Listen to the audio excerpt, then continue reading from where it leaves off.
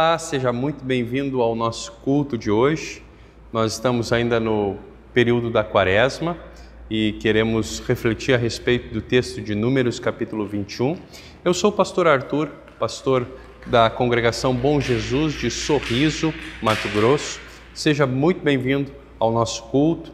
Ainda estamos num período de isolamento, muita gente em casa, então recomendamos que você ouça, estude a palavra de Deus aqui junto conosco, pegue a sua Bíblia para acompanhar também as leituras bíblicas do nosso culto. Seja muito bem-vindo ao nosso culto e acompanhe ele até o final.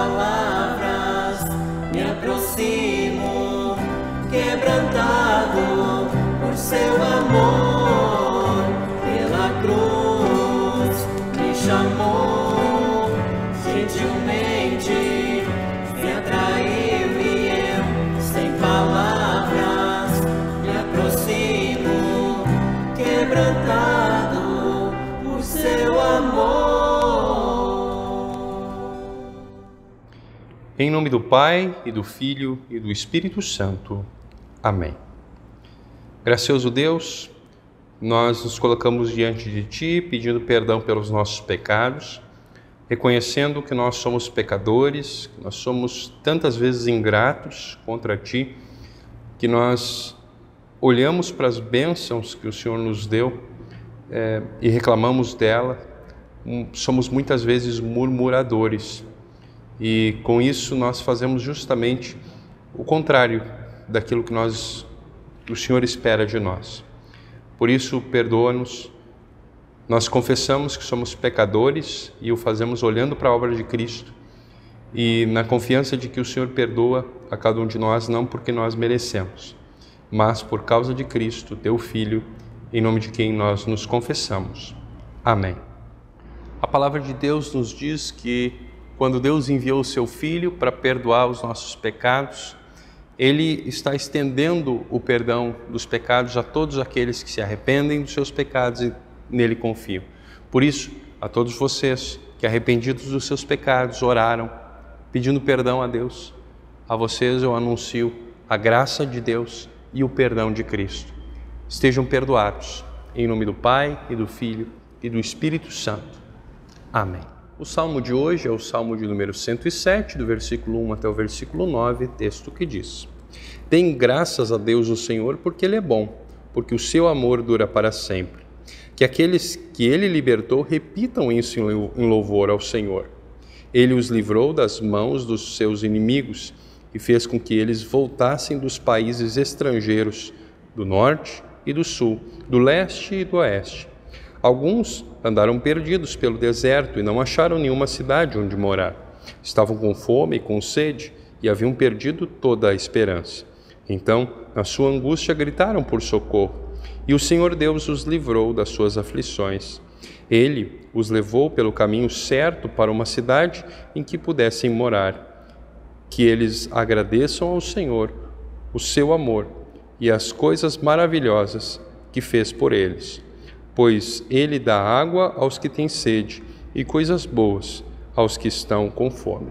Até aqui as palavras do Salmo. Lemos o texto do Antigo Testamento, de Números, capítulo 21, do versículo 4 até o versículo 9, texto que diz: Então os israelitas saíram do Monte Hor pelo caminho que vai até o Golfo de Acaba, para dar a volta em redor da região de Edom. Mas no caminho o povo perdeu a paciência e começou a falar contra Deus e contra Moisés. Eles diziam: Por que Deus e Moisés nos tiraram do Egito? Será que foi para morrermos no deserto, onde não há pão nem água? Já estamos cansados dessa comida horrível. Aí o Senhor Deus mandou cobras venenosas que se espalharam no meio do povo, e elas morderam e mataram muitos israelitas. Então o povo foi falar com Moisés e disse: Nós pecamos, pois falamos contra Deus, o Senhor, e contra você. Peça a Deus que tire essas cobras que estão no meio da gente. Moisés orou ao Senhor em favor do povo, e ele disse: Façam uma cobra de metal e pregue num poste. Quem for mordido deverá olhar para ela e assim ficará curado. Então Moisés fez uma cobra de bronze e pregou num poste. Quando alguém era mordido por uma cobra, olhava para a cobra de bronze e ficava curado. Até aqui o texto do Antigo Testamento. O texto do Evangelho é do evangelista João, capítulo 3, do versículo 14 até o versículo 21. Texto que diz: Assim como Moisés no deserto levantou uma cobra de bronze numa estaca, assim também o Filho do Homem tem de ser levantado, para que todos os que crerem nele tenham a vida eterna. Porque Deus amou o mundo tanto, que deu o seu único Filho, para que todo aquele que nele crer não morra, mas tenha a vida eterna. Pois Deus mandou o seu Filho para salvar o mundo, e não para julgá-lo. Aquele que crê no Filho não é julgado, mas quem não crê já está julgado, porque não crê no Filho único de Deus. E é assim que o julgamento é feito. Deus mandou a luz ao mundo, mas as pessoas preferiram a escuridão, porque fazem o que é mal. Pois todos os que fazem o mal odeiam a luz e fogem dela, para que ninguém veja as coisas más que eles fazem. Mas os que vivem de acordo com a verdade procuram a luz, a fim de que possa ser visto claramente que as suas ações são feitas de acordo com a vontade de Deus. Palavras do Senhor. Creio em Deus Pai Todo-Poderoso, Criador do céu e da terra, e em Jesus Cristo, seu único Filho, nosso Senhor, o qual foi concebido pelo Espírito Santo, da Santa Virgem Maria, padeceu sob Pôncio Pilatos, foi crucificado, morto e sepultado. Desceu ao inferno. No terceiro dia, ressuscitou os mortos. Subiu aos céus e está sentado à direita de Deus Pai Todo-Poderoso, donde ele via julgar os vivos e os mortos. Creio no Espírito Santo, na Santa Igreja Cristã, A comunhão dos santos, a remissão dos pecados, Na ressurreição da carne e na vida eterna. Amém.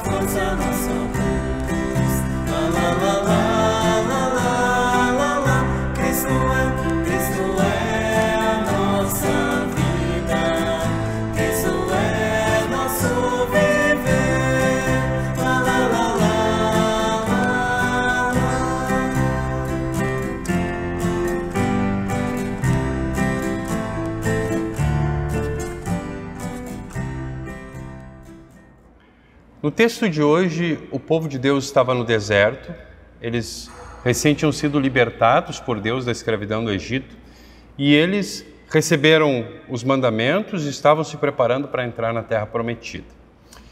O povo de Deus está a caminho da Terra Prometida e a viagem é demorada, demora mais do que o esperado, demoram 40 anos. Arão e Miriam já haviam morrido. E Deus também fala para o Moisés que o Moisés também não vai durar muito tempo. O povo estava acampado no Monte Hor e mesmo depois de tudo aquilo que Deus havia feito, de todos os milagres, tanto no Egito, na saída do Egito, na travessia do Mar Vermelho, quanto também no deserto, apesar de tudo isso, o povo está reclamando de novo.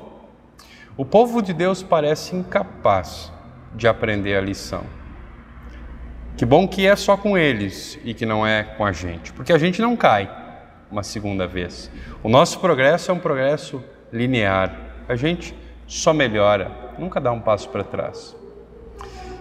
A cobra na haste, a cobra no poste, é um dos símbolos da medicina no mundo inteiro. E o pastor Tardelli, que foi aquele quem fez essa reflexão originalmente, que eu estou trazendo aqui também para vocês, ele usou na mensagem dele, na reflexão dele, metáforas da medicina para desembrulhar esse texto. E eu então estou citando a reflexão dele e pedindo licença para ele para usar as mesmas reflexões e as mesmas comparações. Porque o texto aponta para uma doença que tem sintomas, que necessita de tratamento e que tem um antídoto. Por isso vamos primeiro aos sintomas. O povo de Deus estava no deserto, reclamando mais uma vez. Essa é a 14ª vez que eles reclamam, de acordo com os registros oficiais. E aqui eles se queixam contra Deus. Antes eles haviam se queixado contra Moisés e Arão. E aqui a sua queixa tem um destino que não é mais os representantes de Deus, os seus líderes, é o próprio Deus. Para o povo parecia que espiritualmente estava tudo bem. O problema era a alimentação, o alimento físico. E Deus sabe que o problema é muito mais profundo, que o problema é espiritual. Por isso Deus envia serpentes venenosas, ou, como o texto diz, serpentes ardentes. E quem era picado sofria um inchaço que levava à febre, a uma queimação que levava à morte. Existe uma relação entre o castigo e o pecado, entre o remédio e a doença. A queixa era contra o maná, a comida que Deus milagrosamente estava providenciando para eles no deserto. E o que antes era motivo de gratidão, agora era motivo de reclamação. Por muito tempo o maná serviu, mas com o passar do tempo, sabe como é? A gente foi saturando. O sintoma é justamente esse. Nada é bom o suficiente e nós sofremos do mesmo sintoma. Nada serve, pelo menos não por muito tempo. Vou pedir aqui licença para usar uma outra ilustração que ele também usou e que tem a ver com futebol. Com um time chamado Grêmio Futebol Porto Alegrense, que estava 15 anos sem títulos. Foram tempos difíceis para os torcedores desse time durante esses anos. E durante esse tempo, novos jogadores iniciavam o seu trabalho no time, novos técnicos, nova direção, e nada dava certo. Nesse mesmo tempo, parecia que com o rival ia tudo bem. Até que, com uma nova direção, com um novo treinador e com novos jogadores, as vitórias foram retornando e os títulos retornaram, especialmente nos anos de 2016 e 2017. E a torcida estava muito empolgada. Jogadores, presidente, técnico, todos viraram heróis. Até que, lá em 2018, 2019, 2020, os títulos grandes não vieram. As derrotas passaram a ser mais constantes e foram derrotas duras. A torcida começou a reclamar contra os mesmos protagonistas, que antes eram até venerados. De repente, ninguém mais prestava. O sentimento de gratidão, de ter sido libertado da opressão dos anos sem títulos, foram desaparecendo. A torcida abriu a boca. Fora presidente, fora técnico. Esses, fora jogadores, esses não servem mais. O que há de errado com a gente? De que forma nós olhamos para o passado? Às vezes, a maneira como nós olhamos para o passado é uma maneira que nos paralisa no presente e que não nos permite olhar para o futuro como Deus gostaria que nós olhássemos. E esse texto denuncia isso. Nós nunca estamos satisfeitos. O bom era o passado, ou talvez o bom seja no futuro, nunca no presente. Toda gratidão nasce com prazo de validade no nosso coração. Nenhuma alegria dura mais do que 2 ou 3 contratempos. Nós sempre queremos mais. Nós temos uma capacidade muito grande de ficarmos entediados. Nós às vezes conquistamos, ficamos entusiasmados e logo tudo se vai. Sonhamos com algo, lutamos por isso, alcançamos aquilo que nós queríamos e nos decepcionamos depois que a gente conquista aquilo que a gente almejava conquistar. Porque a nossa conquista não nos preencheu como a gente imaginava que ela nos preencheria. E às vezes a sensação que a gente tem é: chegamos, mas e daí? E agora? Quando nós retornamos agora, por exemplo, às atividades presenciais aqui em Sorriso, muitas vezes, durante o período em que nós estávamos restritos e não podíamos nos reunir como igreja, a gente almejava, a gente sonhava com esse momento, quando nós voltarmos. E aí então a gente volta às atividades presenciais e fica pensando: mas é isso? Quem sabe lá no passado não tivesse sido muito melhor? Tudo isso é sintoma de uma doença, e essa doença é antiga. Ela começou lá em Gênesis. Tudo era perfeito, até que Adão e Eva ouviram uma serpente. Presta atenção. Uma serpente que os provocou. Como é que é? Vocês têm tudo menos uma coisa? Por que não os frutos dessa árvore do conhecimento do bem e do mal? Ah, não é justo. Se eu fosse vocês, eu não aceitava isso. Vai que o fruto dessa árvore que Deus disse que vocês não deveriam comer, deixa no chinelo os outros frutos de todas as outras árvores. E quando o veneno da serpente passou pelos corações de Adão e Eva, começou a ardência, começou o descontentamento. E o que aconteceu no acampamento de Israel com os venenos das serpentes? Era um retrato do veneno do diabo, que ele havia plantado lá no Éden. O veneno das serpentes do deserto era um sinal de um veneno ainda maior, de uma serpente muito mais mortal. A insatisfação é um sintoma de uma doença, e a doença é antiga, e a doença é profunda. É uma capacidade de não confiar em Deus, ou uma incapacidade de confiar em Deus. E é pior do que falta de fé. É um ataque ao próprio Deus. A sua característica mais marcante é a misericórdia de Deus. Vejam como os hebreus conectam a reclamação sobre o maná a esse ataque a Deus e a misericórdia de Deus. Deus, foi para isso que o Senhor nos tirou do Egito? Foi para nos matar de fome? Sintomas de uma doença muito profunda. Eles não são tão diferentes de nós. Nós temos dificuldade de andar com Deus quando a paisagem é o deserto. E esses sintomas nos acompanham ao longo da nossa caminhada. Nós também estamos infectados. E isso aparece especialmente quando nós não recebemos o que nós esperávamos. Tente se colocar no lugar de Deus para ver o quanto dói a ingratidão.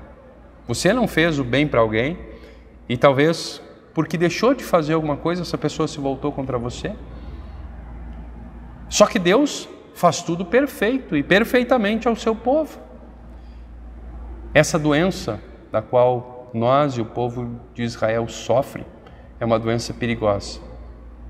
Porque nós só nos damos conta dela quando a sentimos na pele.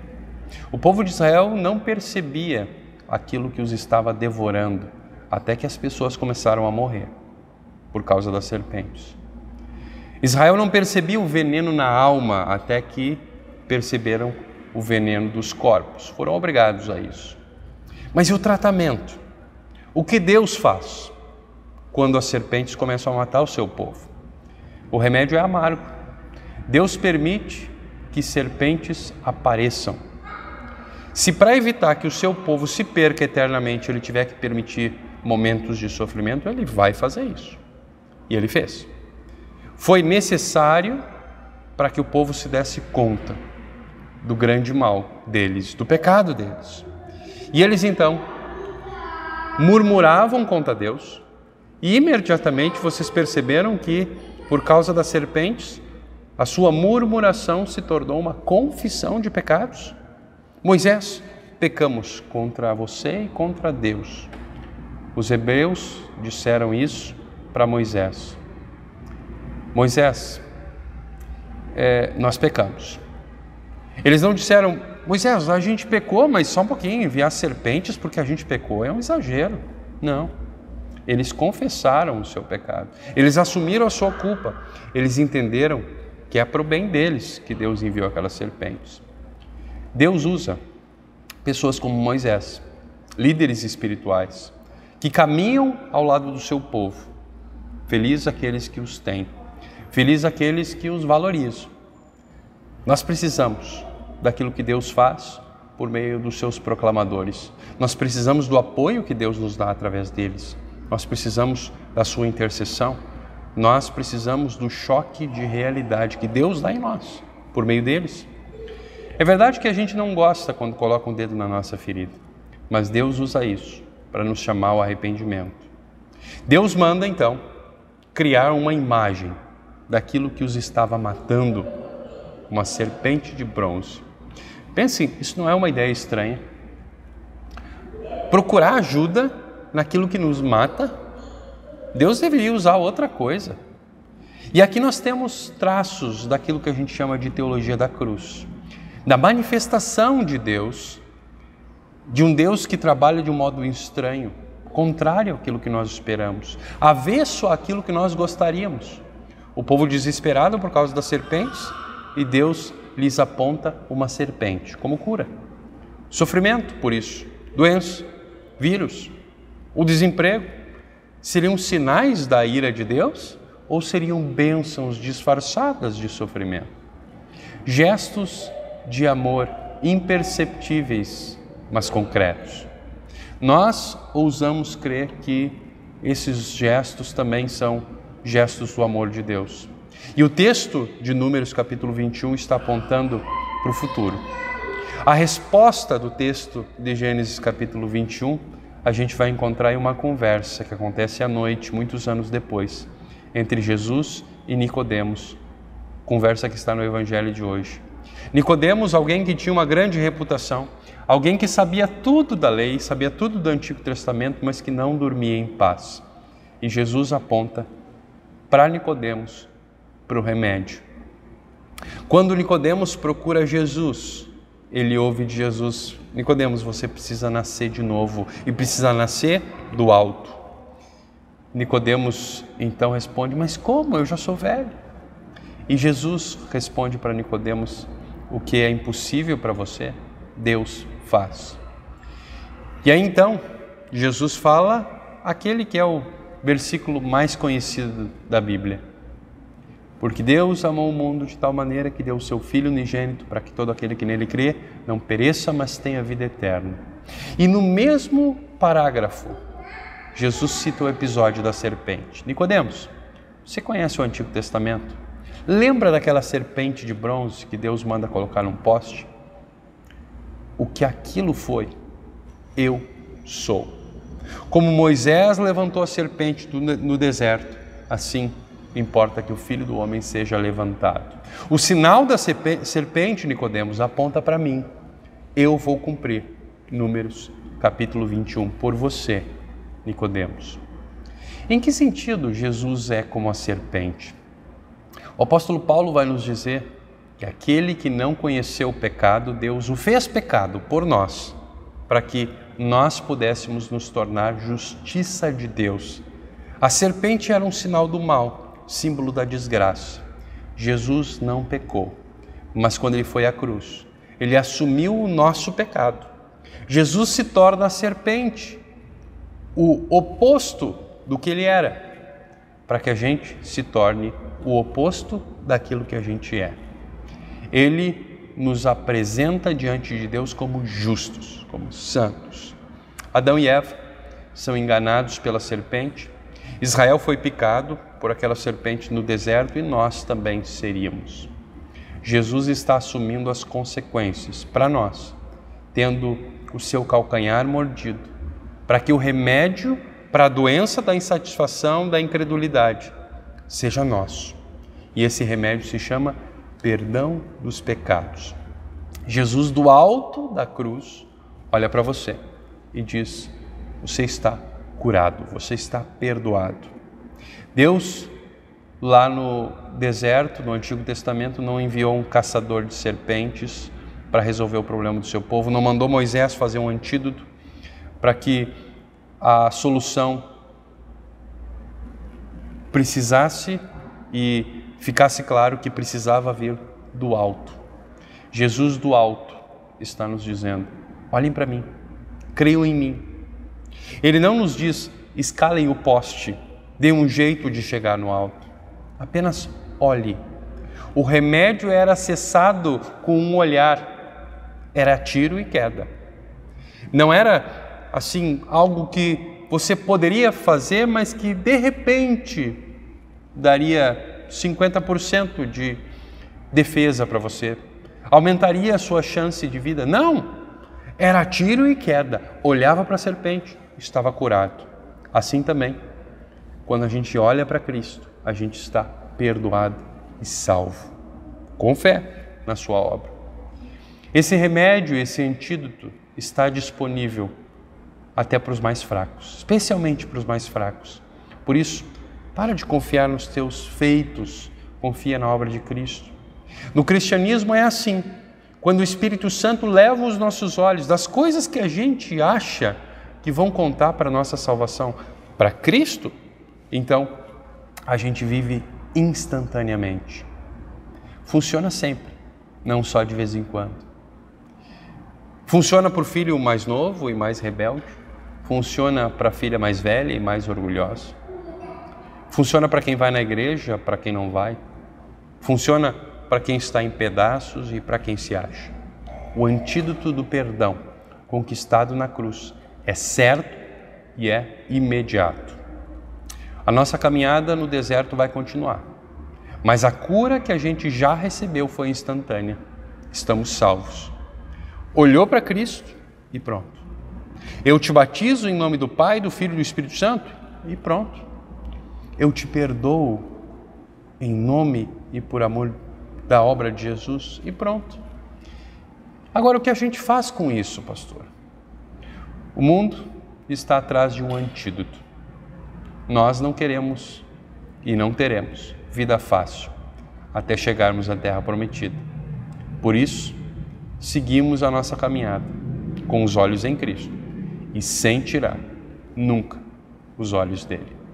Que Deus abençoe essa palavra nos teus corações. Amém. Normalmente esse é o momento do culto que nós cantamos o hino e as ofertas daqueles que se prepararam para ofertar são também recolhidas. Não estamos num culto presencial, mas incentivamos a todos aqueles que nos acompanham a refletir a respeito da sua vida de oferta, de quanto tem colocado os seus bens e tudo aquilo que Deus lhe deu à disposição do reino de Deus para a salvação do próximo. Lembramos que aqueles que são nossos membros e que ofertam regularmente, nós incentivamos que façam essa oferta por meio de transferência bancária. Também a oferta pode ser feita trazendo aqui na igreja, num lugar apropriado para a oferta, durante a semana, no horário comercial.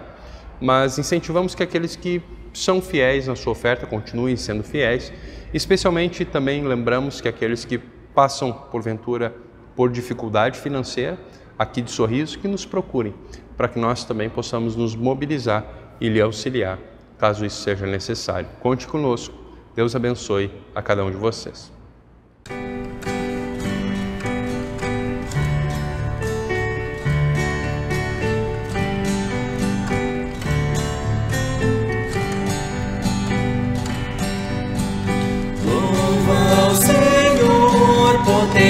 Potentíssimo, Rei das alturas, canta minha alma, jubila com todas as criaturas. Vinde exultai, harpa saltei, os tocai, gratos por tantas venturas.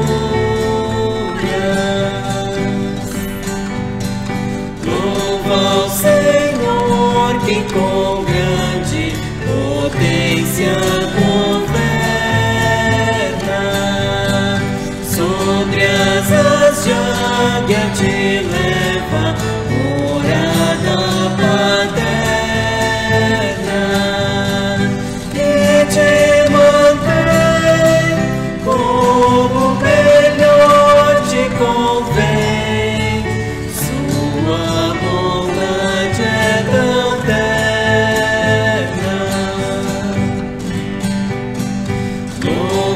Senhor, por fazer-te assim maravilhoso,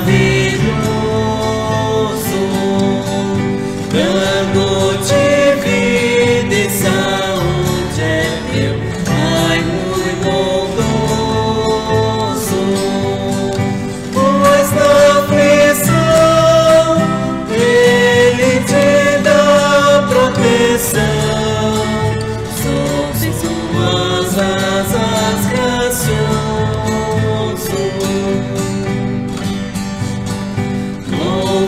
Senhor que abençoa-te visivelmente. Chove amoroso do céu, seus dons exponencialmente.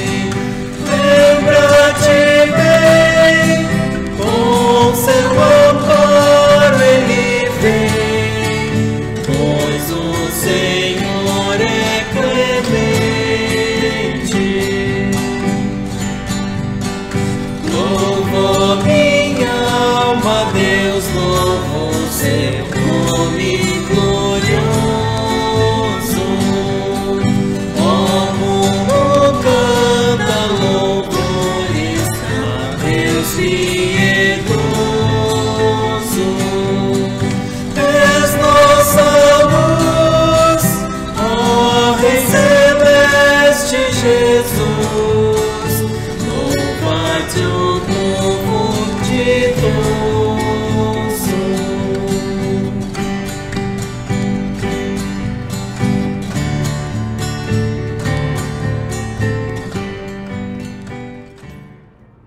Gracioso Deus, como pecadores perdoados, elevamos as nossas orações a Ti, que não só enviou o Teu Filho para que não fôssemos condenados, mas também para que pudéssemos receber a vida eterna. Leva-nos ao arrependimento e à fé na obra do Teu Filho, para que não nos tornemos impacientes quando o Senhor não nos atende de acordo com a nossa vontade, como fez o povo de Israel, mas para que possamos reconhecer os nossos pecados, olhando para a cruz de Cristo, e para que assim possamos viver. Que nós possamos ter uma vida que agrada a Ti e que nós que estamos mortos nas nossas transgressões, tendo sido regenerados em Cristo, possamos produzir boas obras, aquelas que foram antecipadas para nós.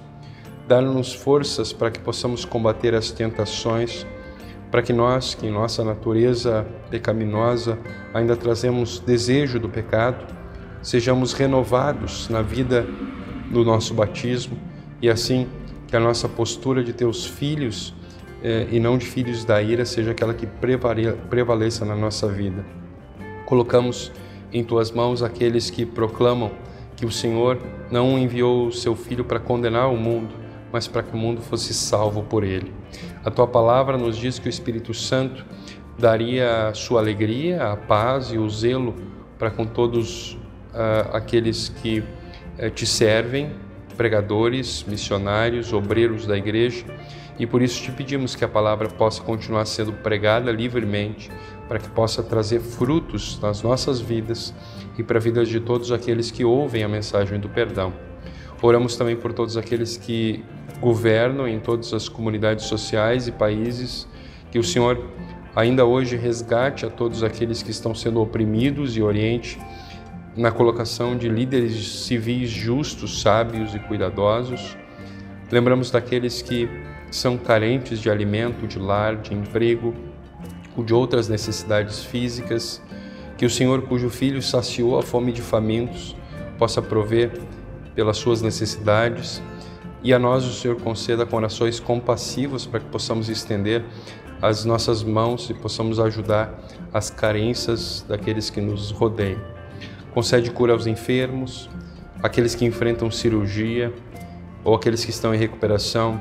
Protege aqueles que se encontram em perigos ou ameaças e não desampares aqueles que vivem em angústia de alguma ordem. Que o Senhor, que prometeu acudir o seu povo no dia da sua salvação, venha em resgate dos sofredores e dê a tua paz, providencie a cada um a libertação que o Senhor conhece melhor. Cada um de nós também quer se colocar inteiramente nas tuas mãos. Nós fomos batizados por Ti, ganhamos de Ti uma fé que diariamente é desafiada, por isso que o Senhor nos motive a nos dedicar ao ensino dos apóstolos e à comunhão, ao partir do pão e às orações, e assim que nós possamos viver a cada dia com a certeza de que a Tua misericórdia foi manifestada a nós por meio de Jesus. Em Tuas mãos, querido Deus, entregamos a todos pelos quais oramos, confiando na Tua misericórdia, por Cristo, Teu Filho, nosso Senhor, que nos ensinou a orar. Pai nosso, que estás nos céus, santificado seja o teu nome. Venha o teu reino. Seja feita a tua vontade, assim na terra como no céu. O pão nosso de cada dia nos dá hoje, e perdoa-nos as nossas dívidas, assim como nós também perdoamos aos nossos devedores. E não nos deixes cair em tentação, mas livra-nos do mal. Pois teu é o reino, o poder e a glória, para sempre. Amém. A bênção do Senhor, que o Senhor te abençoe e te guarde, que o Senhor te trate com bondade e misericórdia, que o Senhor olhe para ti com amor e te dê a paz. Amém. Chegamos assim ao final do nosso culto, lembrando dos avisos das programações que nós teremos. Na próxima terça-feira, dia 16, às 19h30, horário aqui do Mato Grosso, nós teremos o estudo Ecos da Palavra nas redes sociais da nossa congregação, tanto Face quanto no YouTube. E presencialmente, na próxima quarta-feira, às 14 horas, teremos reunião de servas. Durante o decreto que está em vigência, nós estamos fazendo todas as reuniões das servas à tarde, às 2 horas da tarde. Os demais avisos nós vamos postar nos comentários desse vídeo, depois que for definido se o decreto que mantém a nossa programação apenas de manhã, no final de semana, e não à noite também, durante a semana, se essa programação vai poder acontecer ou não, tá? Então, quando isso for definido, dependendo da prorrogação ou não do decreto, nós colocamos as nossas programações também como um comentário desses vídeos. Que Deus abençoe você que acompanhou o nosso culto até aqui. Curta, compartilhe esse culto. Agradecemos também àqueles que trabalharam para colocar esse material no ar, e incentivamos que você continue conosco, acompanhando aí as nossas postagens e o conteúdo que nós disponibilizamos para você. Foi um privilégio ter você até aqui conosco, e nós terminamos cantando aí o último hino.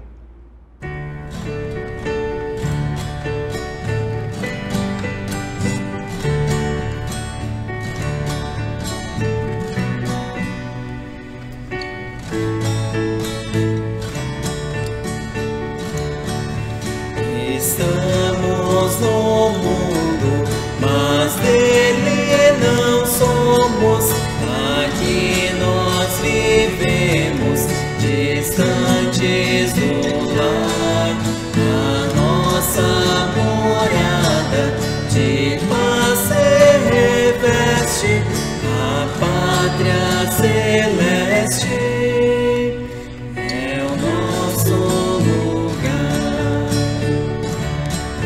A graça divina a mão nos acena e nos enriquece de bênçãos do céu, os frutos da terra, os dons que nós temos, a Deus só devemos. Foi Ele quem deu. O tempo, no entanto,